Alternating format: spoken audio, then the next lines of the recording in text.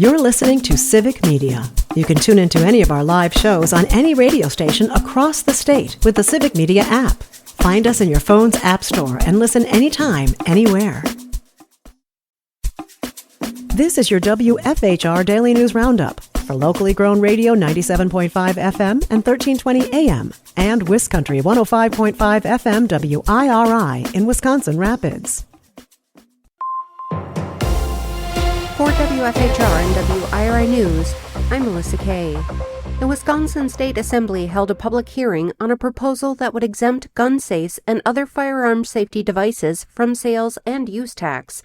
The Republican-authored legislation has bipartisan support, including from Governor Tony Evers, who highlighted the idea behind the bill in his State of the State address earlier this year. The goal of the legislation is to make it easier and more affordable for Wisconsin residents to purchase safety measures for their firearms in an effort to cut down accidental gun deaths and suicides. What makes this year's NFL Draft different from every other year? Lambeau Field. Lisa Hill reports. Aaron Popke, Director of Public Affairs for the Green Bay Packers, said Green Bay traditions and history made Lambeau Field and the greater Green Bay area a great spot for the NFL Draft 2025.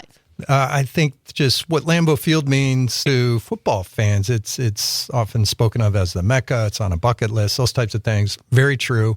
And I think the NFL really liked the idea of incorporating Lambeau into this because they can lean into the history, the tradition. We often hear, if we're not someone's favorite team, we're their second favorite team. To lean into those Lambeau-specific traditions, there will be a bike parade through the entire campus on the Saturday of the draft.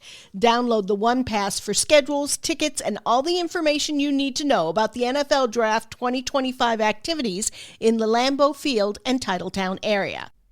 If you'd like to try a low-impact workout that gets you moving, the Leicester Library of Rome has just the thing on Saturdays in April and May. You can learn belly dance fitness from 10 to 11 a.m. for free. This is open to all ages, mobility, or ability level. The program runs on Saturdays from 10 to 11 a.m. through May 10th. Town halls have been a point of contention. When Republicans have held them over the last few months, they're often met with boos and protesters. Savannah Tomei-Olson reports. Representative Derek Van Orden of Wisconsin's 3rd Congressional District claims these aren't his constituents. He says they're paid agitators. The leader of congressional campaigns at the Republican Party has told GOP legislators to stop hosting them in the first place. There's even a Wisconsin nonprofit stepping in to give people a platform to demand town halls from their lawmakers.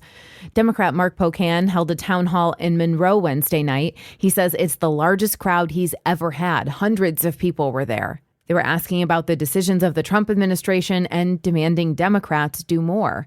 Pocan said being in your district in person is a basic part of the job. Not even the 101 of your job, like the basic level of your job is going to Washington and representing the values of your constituents and then explaining Washington back home. Those are the two things that every member should have to do. And if you don't have town halls, you're kind of missing out on that big part of getting the input from your constituents, because I know a lot of people do telephone town halls. I did a few during COVID, but they're kind of BS. Pocan says he's also been asked to speak at town halls in other states, but he's focusing on his district first.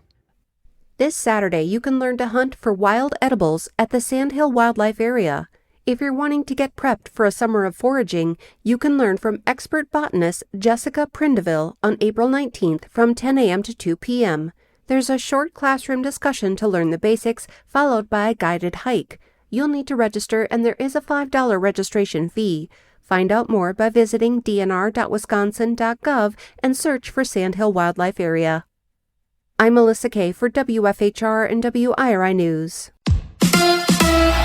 Is it game time? Hi, I'm Mike Clemens with sports. The Bucks face the Pacers in the playoffs tomorrow at noon. Damian Lillard able to practice after dealing with deep vein thrombosis the past month. The story on ESPN. I'm told he is still out game one. He's going to use the next several days to ramp up. But this is really a remarkable recovery for Damian Lillard, a guy a lot of people thought maybe would not even have came back. Bucks head coach Doc Rivers. It's not like he's been injured and working out. He's been injured without working out. That's hard. Baseball tonight, the Brewers host the A's. In Green Bay, the NFL Draft is next week. Will Jair Alexander be back with the Pack? Jordan Love. That's a great question. Shout out to Ja, see what the deal is, but Ja, he's got his own world going on. I'm gonna let him handle his business and see what's going on. But that's my guy right there. He's definitely a player we need back. Just the play style he plays with and who he is on the field. I mean, that's a guy we need. That's Packers quarterback Jordan Love. With sports, I'm Mike Clemens.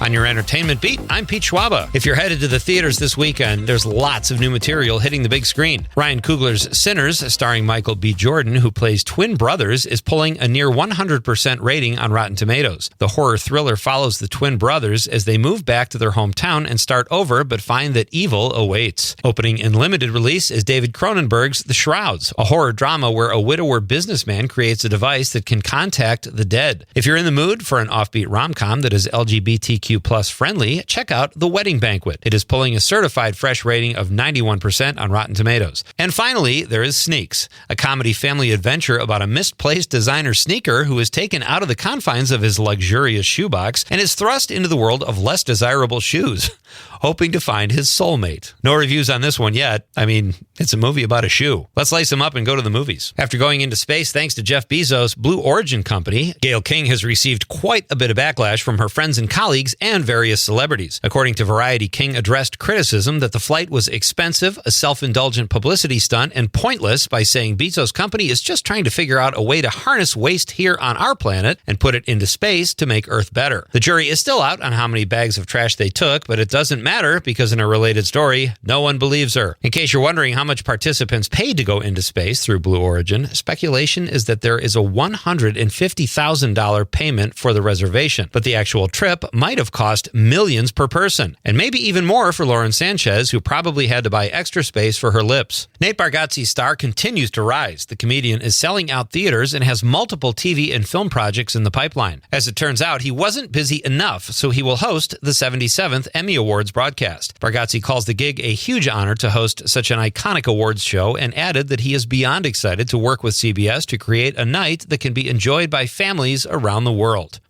You might not have heard Amanda Bynes' name in a while, but the former child star is excited to announce that she is now on OnlyFans. That's right, the What a Girl Wants star says fans can interact with her for just $50 a month. But hold on, perverts, there is a catch. Bynes says she will not offer any racy content. I know what you're thinking. I already pay OnlyFans thousands of dollars a month to watch attractive women bake cookies and read scripture. Good luck, Amanda. For more showbiz fun, tune in to Nightlight with me, Pete Schwaba, weeknights from 6 to 8 p.m. on the Civic Media Radio Network. Mostly cloudy with scattered showers, isolated thunder showers possible today. Temperatures will hover in the mid to upper 50s today with wind northwest at 5 to 15. Tomorrow will be partly cloudy, 55. Easter Sunday's looking good, partly cloudy with a high in the low to mid 50s. I'm meteorologist Sean Cable. Temperature now 49. That's your WFHR and WIRI Daily News Roundup from Civic Media. Subscribe to this podcast on Spotify, Apple, or wherever you find your podcasts. Find more news at WFHR.com or WisCountry, that's WIS Country.com. The national news cycle never stops, but it can be hard to find news about your local community. Civic Media is dedicated to providing quality local and state news coverage across Wisconsin. With the Civic Media app, you can get notifications about local stories that matter to you and your community. Find the free Civic Media app in your phone's app store and choose notifications from the menu to tell us what kind of news you want to hear about.